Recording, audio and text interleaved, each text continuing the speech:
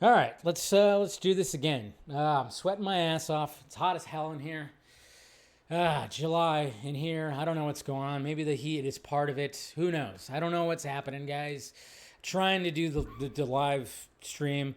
I don't think it's going to be happening. I got to figure it out. Maybe there's some updates I need to run when it comes to Streamlabs. I don't want to go back to StreamYard because I don't like StreamYard all that much. I use it for the Vox stream and DC Fanimated because it's just, it's whatever. I just kind of do it for that. I don't know what's going on. I've been here for 5 months and the internet seemed to be fine. My computer seemed to be fine, but now two Film Junkee lives in a row between 30 and 40 minutes, it just stops. It just stops. So I don't know. It's all just crazy. It's all just crazy. So I'm going to just record, keep going, and premiere it and everything. So here we go. Apologize again. And yeah. And then, of course, I have freaking company stopping by on a Monday. And I'm like, good Lord. So I'm like going, Jesus Christ, I need another drink. I started re-recording and then it stopped. And then I was like, you know what? I'm going to pour a shot. I took a shot. I need another one. Let's start off with this right here, okay? Let's start off with this. Let's get into the DC news and everything. So, all right. So we got right here, we got Tom Reese Harris. I don't know how you say that, but according to good old Scoopy Pants, the outside scoop, they talk about this, and he's going to be paid $400,000 to play Clayface, which, yeah, okay, he's going to be playing Matt Hagen. Very much looking forward to that. Of course, he wasn't going to get like a $1 million payday. He's a fresh face, but hey, 400,000, cannot wait. And I totally forgot about this too. I completely forgot about this one right here when it comes to DC. I almost forgot.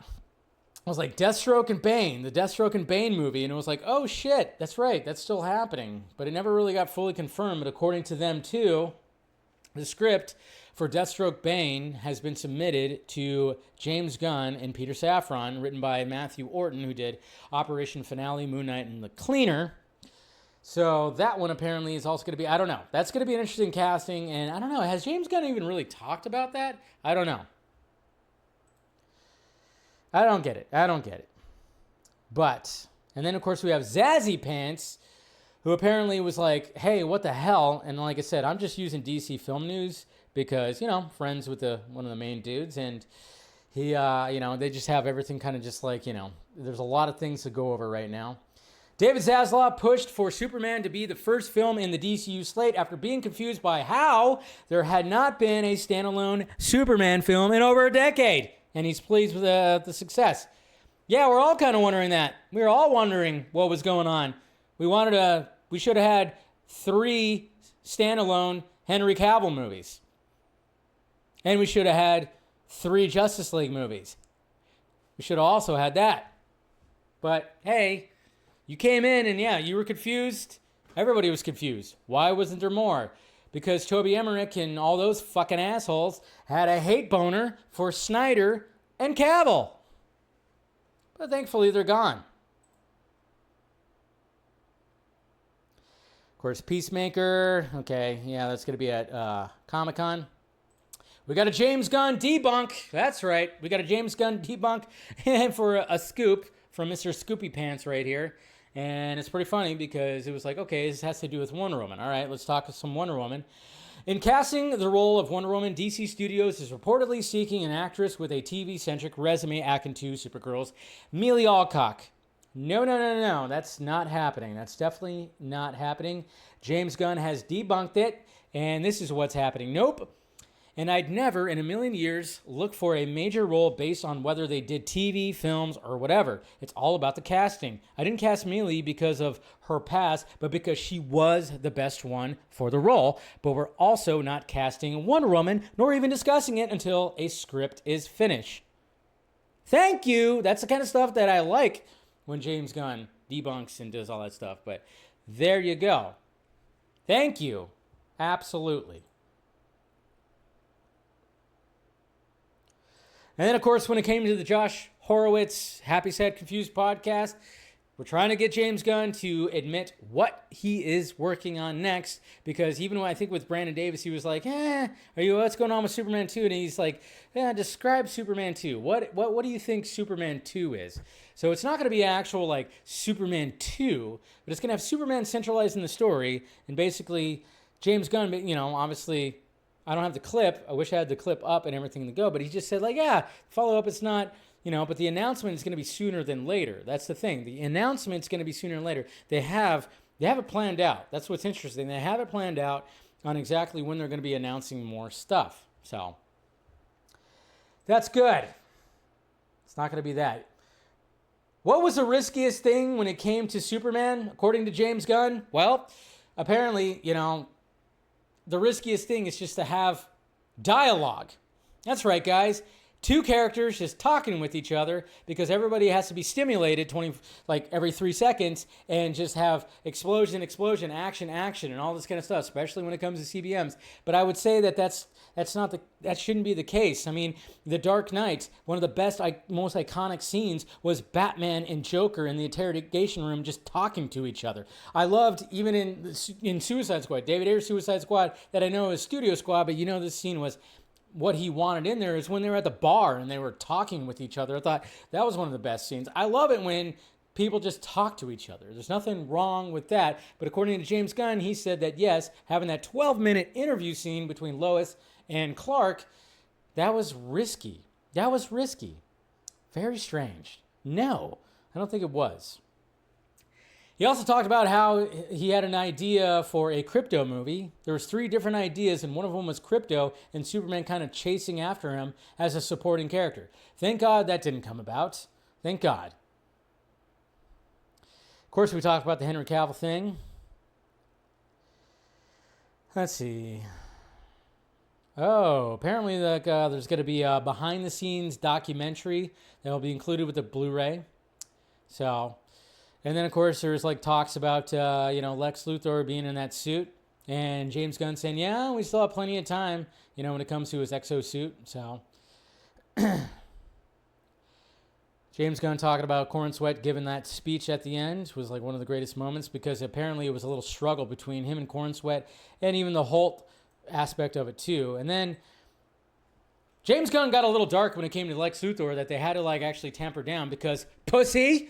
I don't know. I keep on saying that. I'm like, even Crypto was supposed to get punched by Ultraman, and they cut that out too because it didn't test well. And I'm like, man, as much as there was some risks being taken when it came to Superman, there was also, they were also playing it very safe when it came to test screenings and everything like that. And I don't like that. I really don't like that. I want to see the title card things that they actually had. I wanted to see Crypto get punched, because he'd be all right. He'd get his victory at the end. It's going to be okay. He's going to be fine. It's a fucking CGI dog. Relax.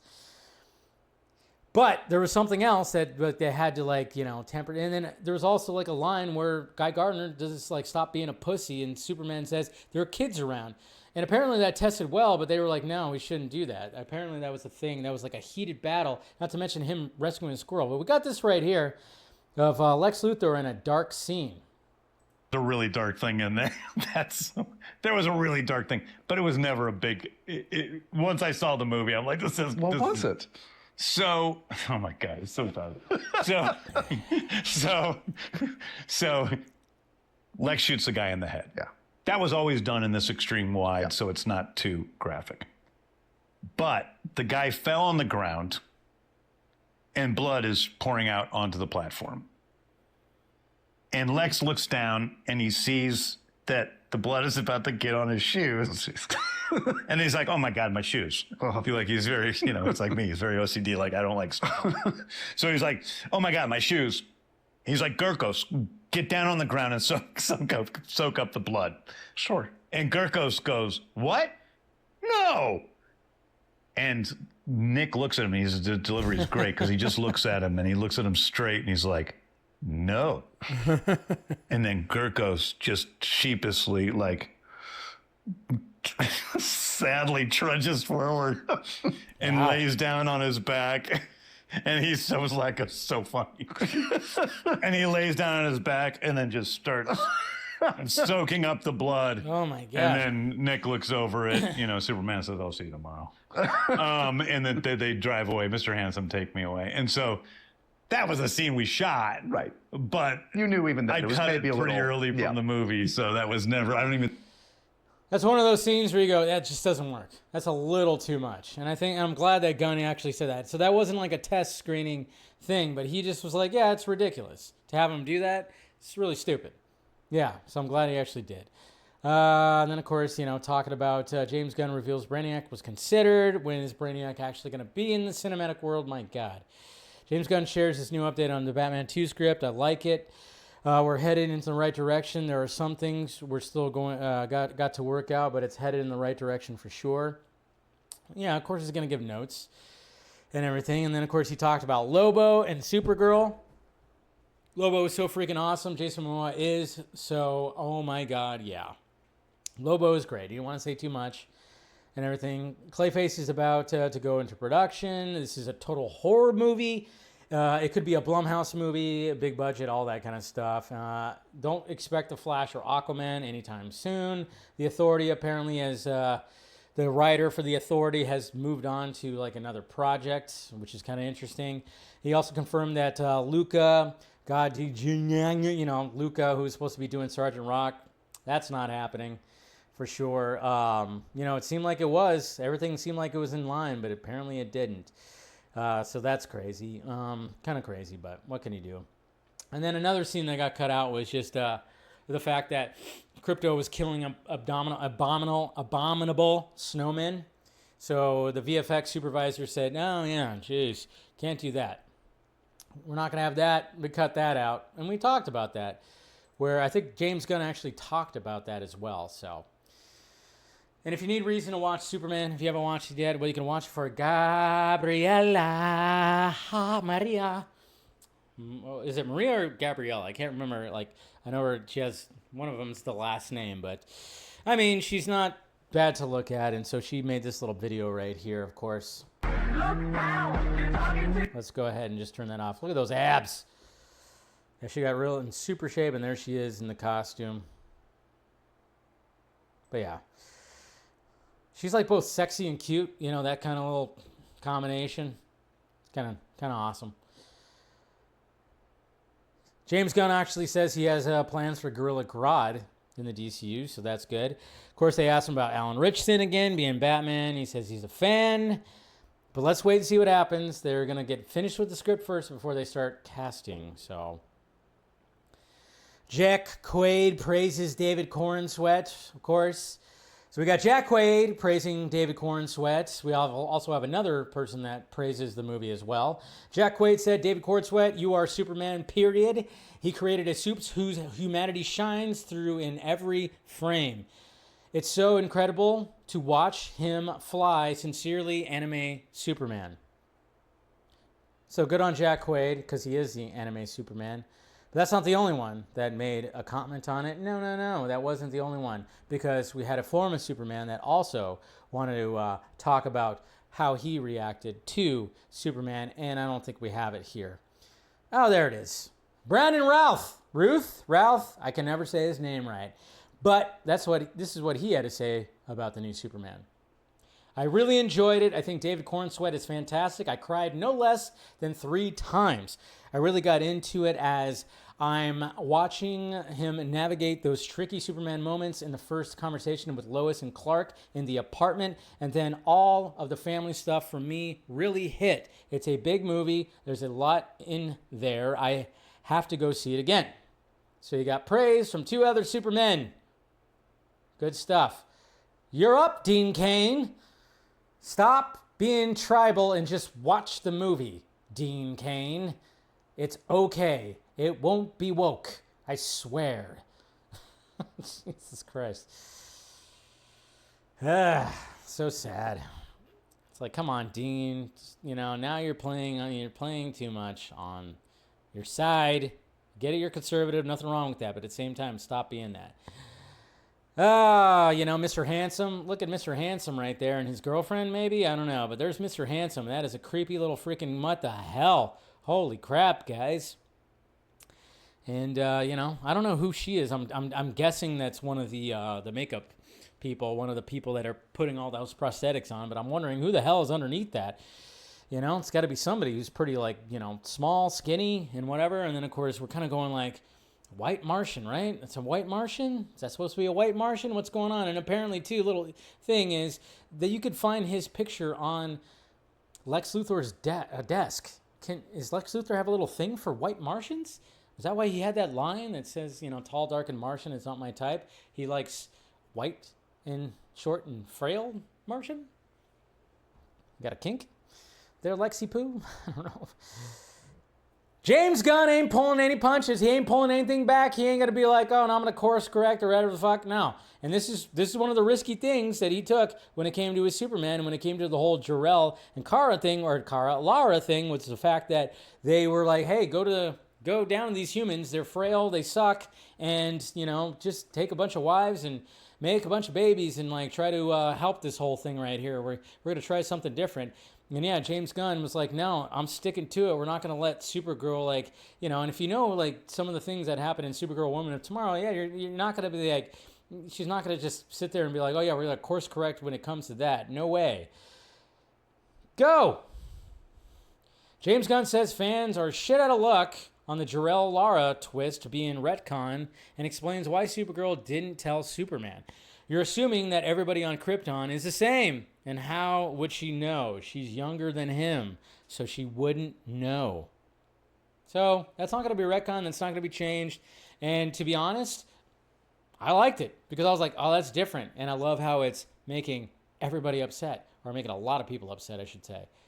So good. Stick to the guns, Jimmy Guns. Stick to it. Apparently, there's a DC Studios TV series that's going to be greenlit soon that we don't know about. There's a television show that I hope we're going to be green lighting soon. Is that going to be, it could be Booster Gold? Maybe, I don't know. Or it could be this. Jimmy Olsen getting his own series. What the fuck? Jimmy Olsen just laying pipe all over Metropolis. Is that what it's going to be about? No, thank God. I mean, we all know that guy. Guys have had those friends, and I've had those friends, and I have those friends where you just go, what the hell? Are you just you're just a girl whisperer? Like, what are you doing, man? How do you do it? That's like what Lois literally asked Jimmy. How do you do it? But apparently, according to DCU leaks, take it with a grain of salt, a Jimmy Olsen series is reportedly a crime anthology centered around various DC villains with Skylar Gizondo's Jimmy Olsen as the host. I like the concept. I don't know what the execution's going to be like, but I do like the concept that they can do a live-action series where there is going to be numerous villains in the DCU. That'll be Superman villains, that'll be Batman villains, that'll be Wonder Woman villains, that'll be all their villains, just villains of the DCU. Kind of wondering and kind of intrigued by that. Not going to lie. Not going to lie that I'm kind of intrigued by that. Although I just don't think that should be the case. They were talking about even like a Mr. Terrific, too. But I don't, that's probably not happening. Okay, what else we got? James Gunn talked about the mural in the Hall of Justice. Not necessarily specifically see all of them, but yes, some of them we already have in the works in different things in different ways. So talking about people, some of the heroes that were in there. Of course, talking about Supergirl, he says Supergirl's even rougher in the film than she is in the comic. So that's going to be very interesting. Of course, so Jimmy Gunn's talking about the retcon, when it comes to Peacemaker, which of course he's put his foot in his mouth a couple of times when it came to that. But Jimmy Gunn said Peacemaker stuff when it comes to season 1, specifically when it comes to things that were canon. I did a podcast, and in those episodes, I talk about what's canon and what's not. I basically chip off little things from Peacemaker Season 1 that aren't canon, like Aquaman. But most of the stuff is canon.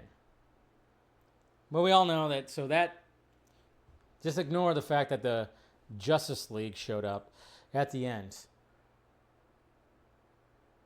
James Gunn says Peacemaker Season 2 is about 2 dimensions. That's really the core of the show. But it's not as if one of these is old DCEU and one's DCU. that's dealt with in a different way very upfront. So that's going to be interesting to see how they do play with that. And let's see, what else? Okay.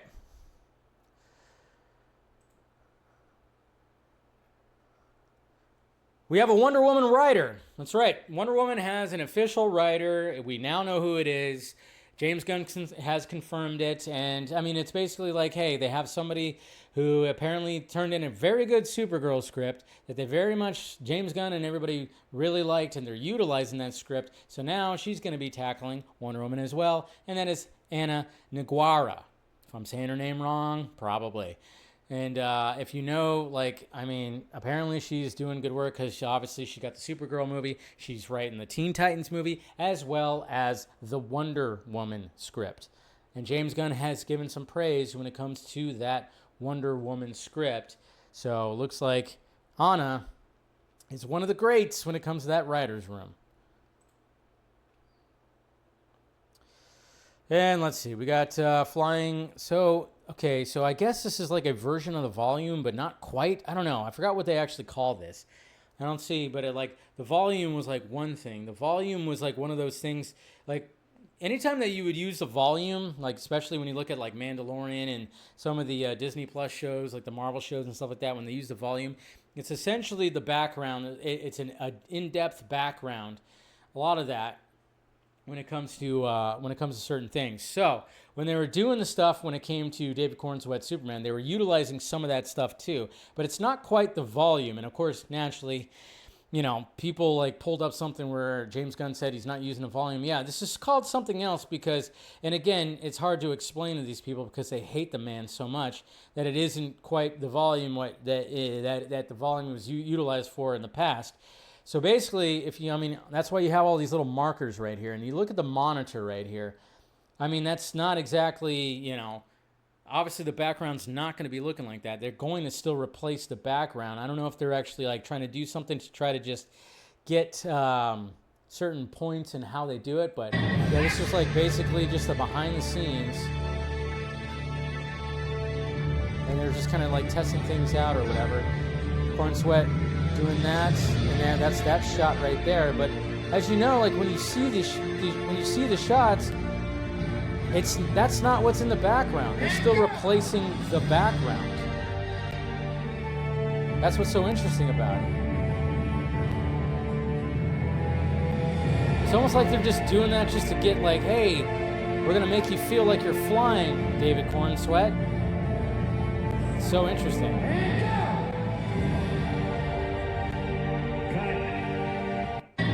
So, that's not the volume. That's not quite the volume right there. Let's see. And then, of course, we talk about all that. And I think that's pretty much it when it comes to DCU news. Okay, let's talk about the box office now. Let's talk about that box office.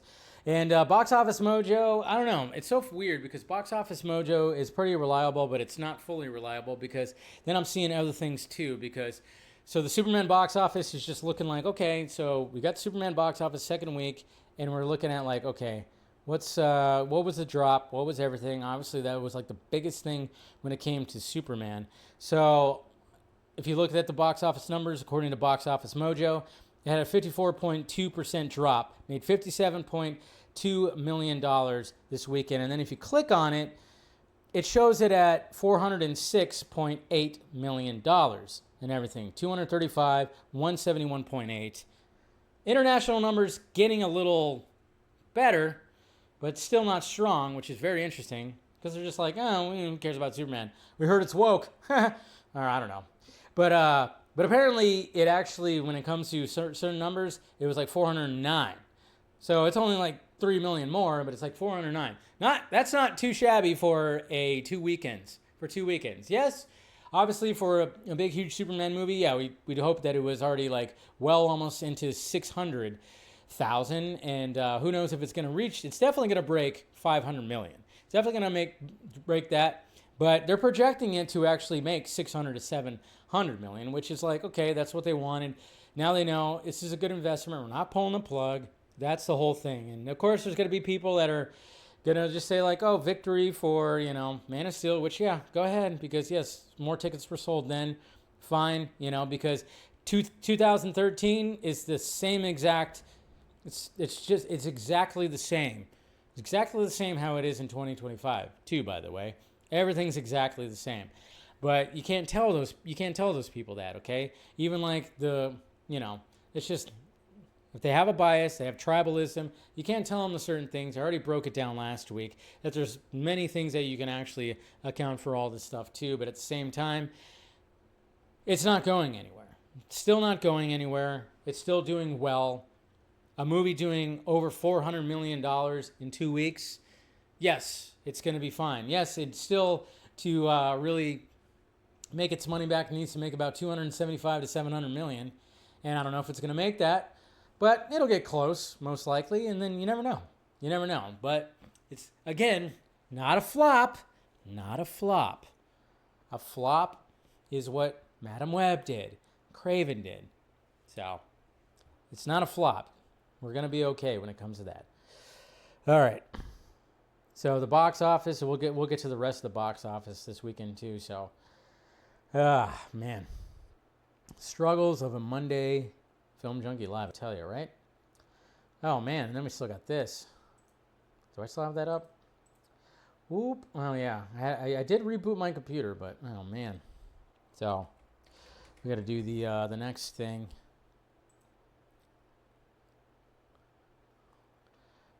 I need the link. No, nobody has a link. Everybody's just posting what they said.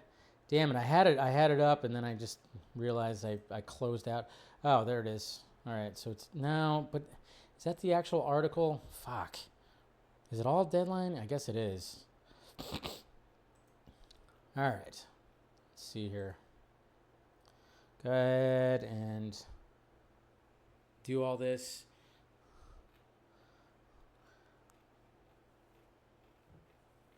Okay. I'm trying to look. I'm like, I don't even know if this is the full article. We'll go over some things, though. Why not? All right. So, yeah, I think this might be, I guess this is the full article, right? Okay.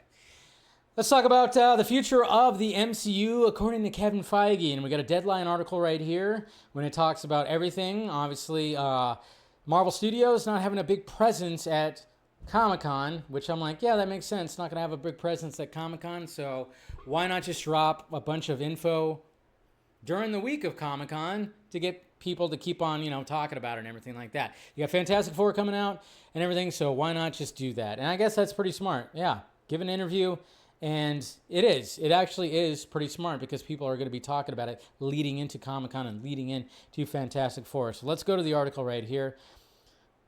All right, so let's make sure everything's good. Okay.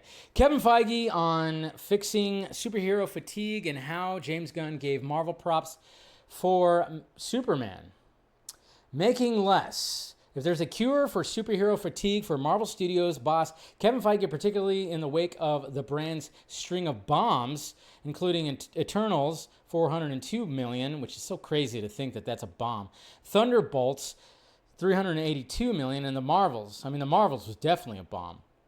Making 2 or 3 movies a year. Some years it will be 1, some years it will be 3, says Kevin Feige about MCU's curated output in the near future. During the Friday press conference, will be down to a single live-action movie show a year.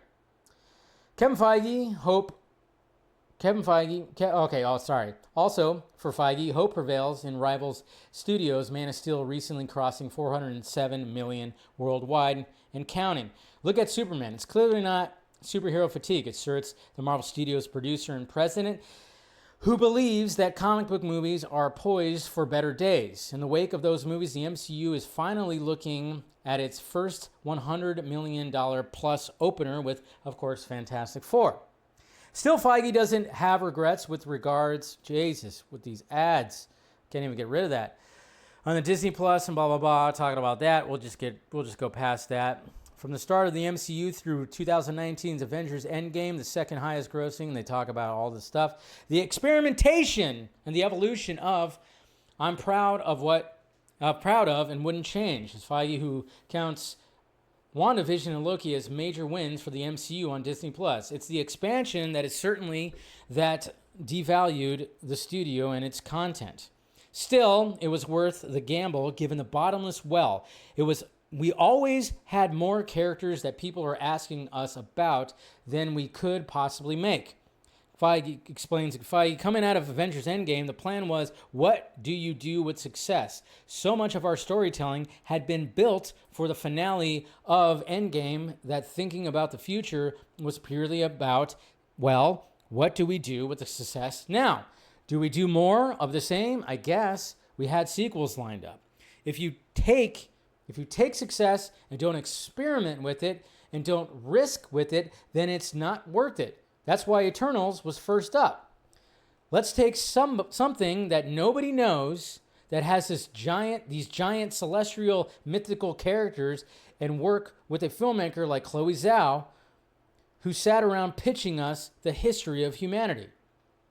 When it came to the grand MCU crisscross planned for Disney Plus and theatrical falling apart, the Marvel served as a wake-up call. Potential moviegoers stayed away from the sequel to the $1.1 billion grossing Captain Marvel. Marvel learned that moviegoers' unfamiliarity with Disney Plus series characters Miss Marvel and Monica Rambeau prevented them from committing to the Marvels. Post-mortem-ing MCU's 2 lackluster movies this year, Feige says Captain America Brave New World didn't work as it was the first without Chris Evans. Thunderbolts was a very good movie, but nobody knew that title, and many of those characters were from shows.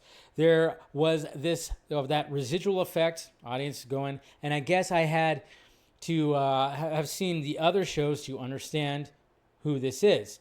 Even though Thunderbolts didn't hit a nerve, there's still plans for anti-heroes to appear in the next 2 Avengers movies for the Russo brothers. In building the better mousetrap at Marvel, Feige says the studio has scaled down production costs greatly. They took notice of the VFX spectacle that Gareth Edwards made with The Creator, which was shot in Thailand, and met with the Pix below-the-line heads to learn how they pulled off such efficiency. Also, Marvel has pushed to scrutinize their budgets more coming out of the pandemic, which required increased safety protocols. The movies made the last 2 years have been upwards of a third cheaper than they're, of course, in the past years. Deadpool, Wolverine, Captain America, blah, blah, blah, all that. Studio boss also questioned whether artificial intelligence was the answer to the VFX dazzle up and the cost down. Is AI going to do that? I don't know that. Of course, he didn't want to say anything about that. But yeah, he's talking about a lot of things. And then, of course, talking about James Gunn and Superman and everything. So I think James has had an influence on us, and we had one on him.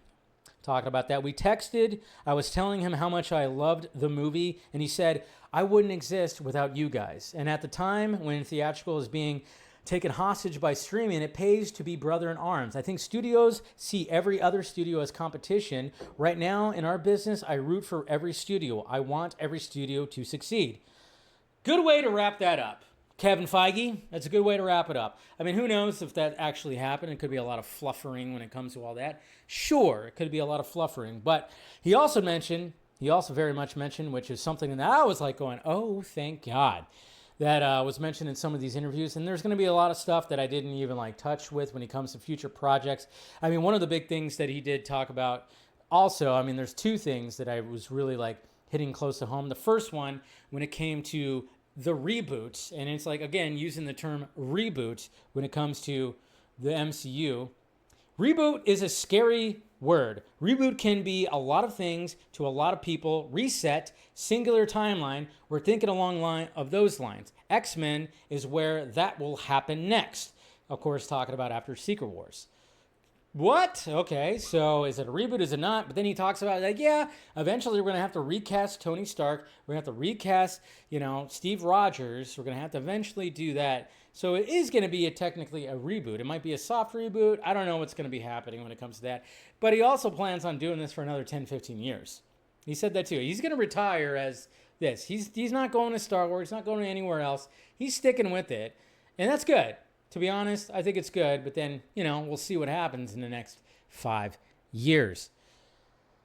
But he also talked about Spider-Man.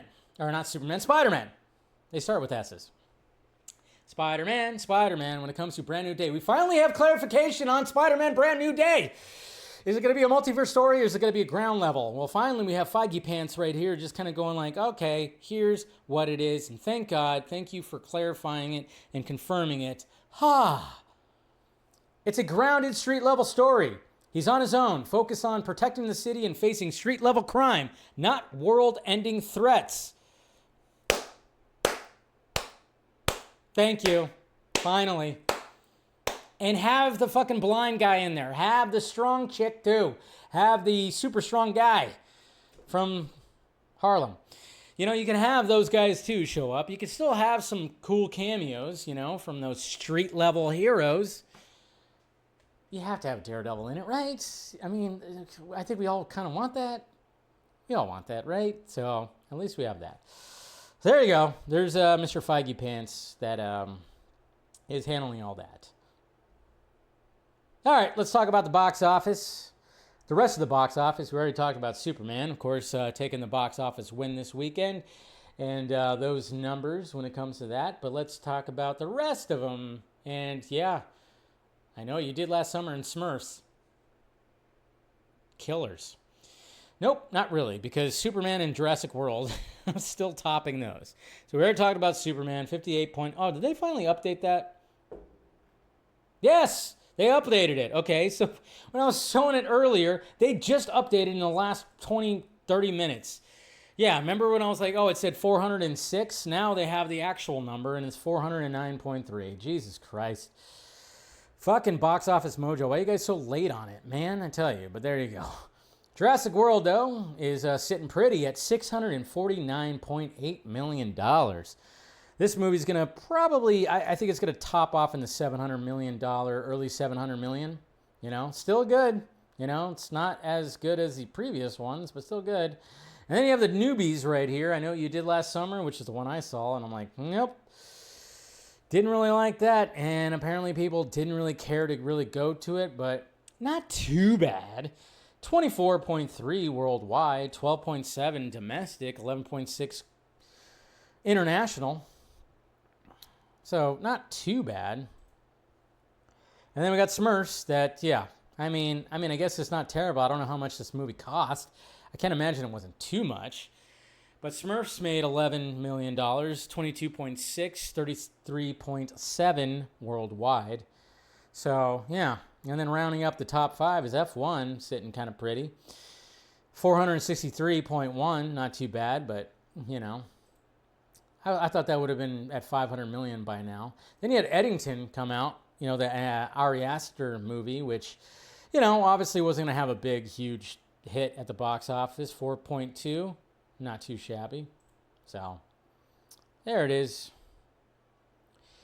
All right.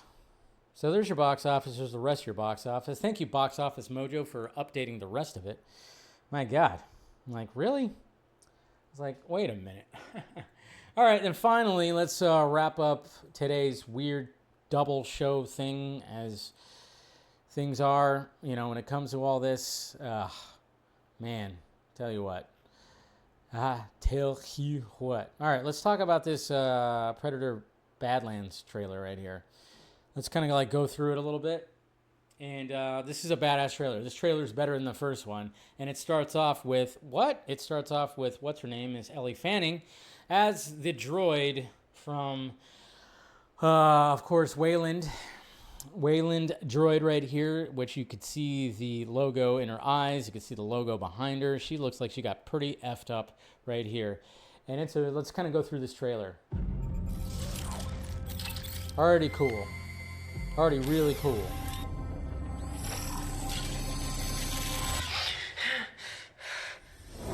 See, they're already just like, hey, we're going to start off like that. I mean, come on. It's cool.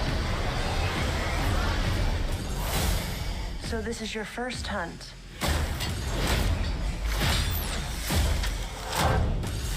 And you've come to the most dangerous planet in the universe. He looks badass. I don't care what anybody says. He looks badass. Okay? It looks like it's practical and VFX.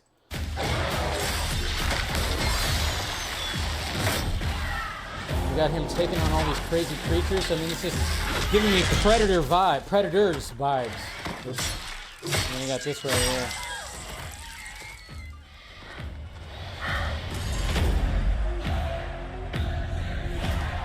You're after a creature that can't be killed. The definitive apex predator. I could help you.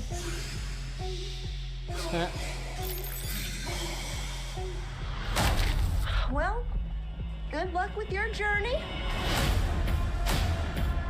So something tells me she keeps on getting fucked up and then coming back. Or, alright, so that's just like fucking, that's Chewie and R2, that's Chewie and C-3PO vibes right there, right? Chewie and C-3PO vibes. Okay, I see what you did there, Mr. Trachtenberg. Look at that, badass. Yeah, there it is again. There's that little Easter egg. That is the skull of the goddamn Independence Day aliens. That is the skull. That fucking Easter egg. And then they got an ape one. Was that also from Planet of the Apes? I'm taking, I don't know. Jeez, Easter egg skulls. Zack Snyder? You're the prey. She said it.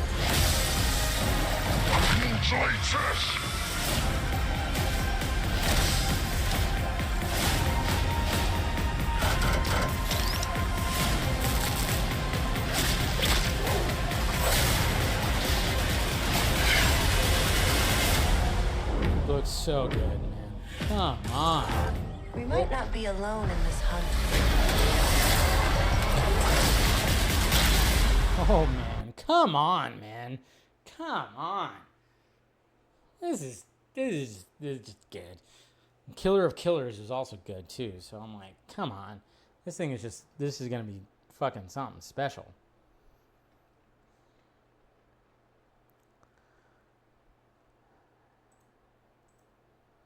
Okay, let's get to questions and then... Oh, man. I tell you.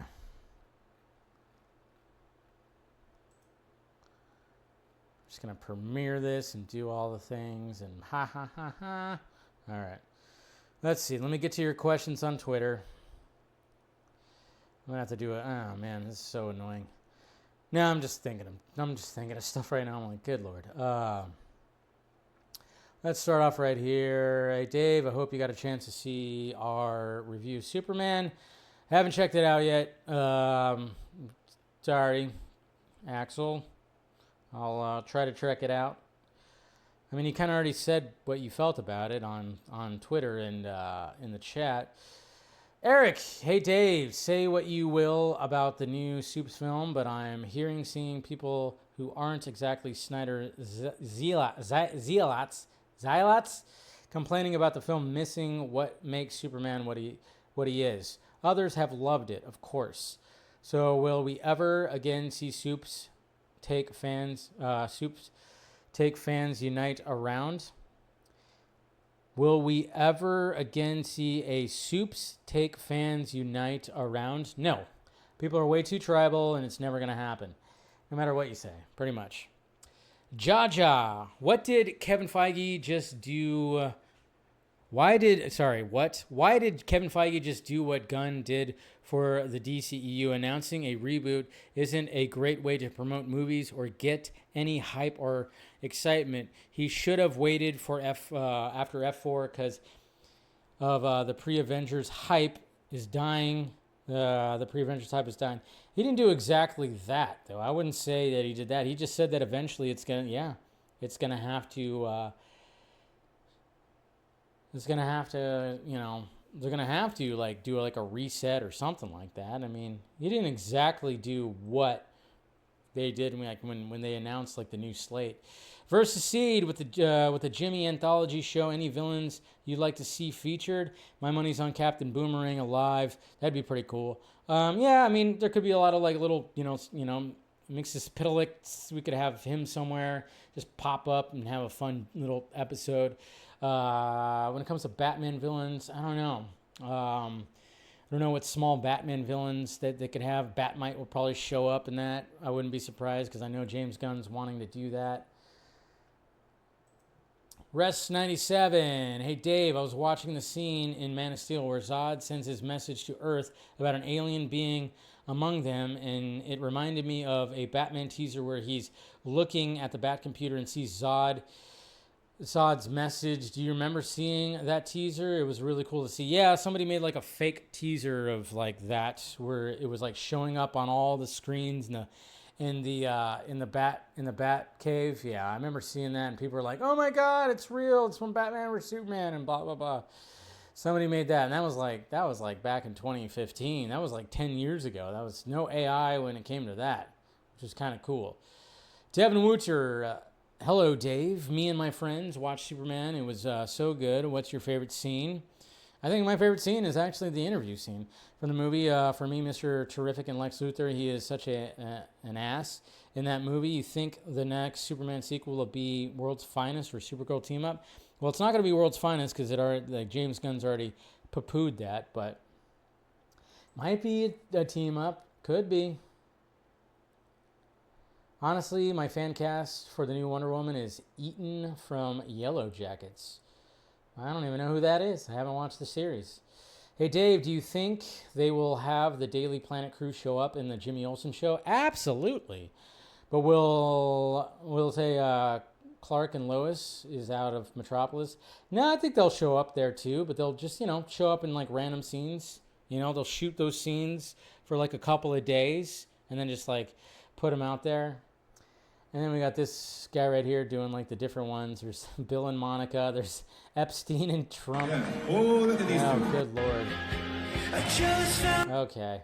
Yeah, of course, that viral viral video of that dude, them getting caught like that.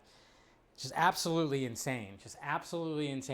That video, because it's just like, it took the world by storm. Everybody was talking about that.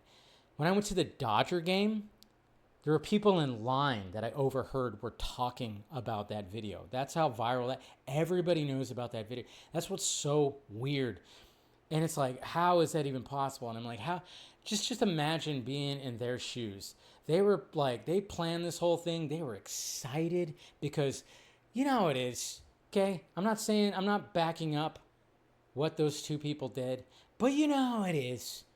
When you first meet somebody and a spark happens and you just want to be around that person, and God knows what was going on in that dude's marriage. Obviously it was bad, and now he's going to lose half his shit. I don't know what her relationship status was. She probably wasn't in a relationship. Who knows? But I mean, just imagine, like, and you're just going, you know what, man, and you plan out this thing, and you're like, we're going to go to a Coldplay. She likes Coldplay. My wife doesn't like Coldplay. That's probably what happened. But, and they were planning this whole thing, and then that happens. And if they just didn't react like they did, it wouldn't have went viral. That's what's so funny. If they would have just, hey, and just smiled, nobody would have gave a shit. That's what's so funny. And I'm sure both of them are like, if we just didn't react the way that we reacted, we wouldn't be where we are right now. Crazy. Just absolutely crazy. All right. That's the show. Thank you guys for being patient. I'm going to premiere this very late. So there probably won't be anybody in the chat, but I'll still premiere it because why not? Hit that like, thumbs up, subscribe. Like I said, I got to figure out, maybe there's an update. I know there's an update, I think, on my Streamlabs. Maybe that's part of it. But, and I think I'll give it another chance next Monday. But this Wednesday will be a Film Junkee Not So Live, pre-recorded, but I'll premiere it because, yeah, that's what I'm just going to be. That's what I've been testing out. And we'll see. Maybe I'll, try it on Monday or whatever. But love you guys. Thank you for being patient. And hopefully you guys see this and watch this. And yes, guys, love ya. And I'll talk to you later.